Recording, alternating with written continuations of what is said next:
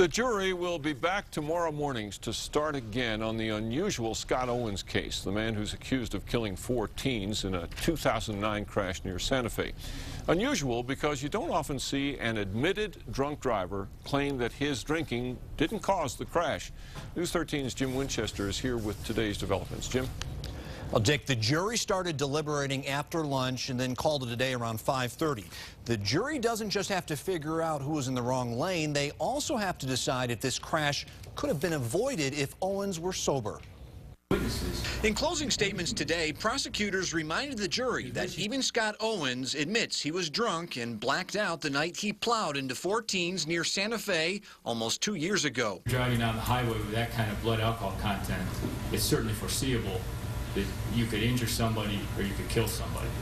Prosecutors reminded the jury that witnesses in the teens' caravan testified Owens was coming straight at them.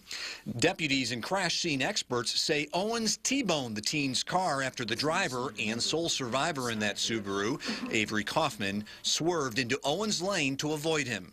Lastly, prosecutors reminded jurors that Owens doesn't have to be the sole cause of the crash to be found guilty. As has been their theme the whole trial, the defense argued there were holes in the witness testimony.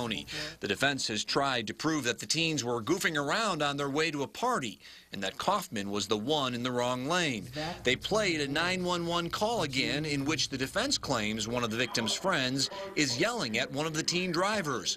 "Look what you did." Is this the kind of thing that you say to somebody if you really saw the accident and you know that Scott Owens was responsible for it?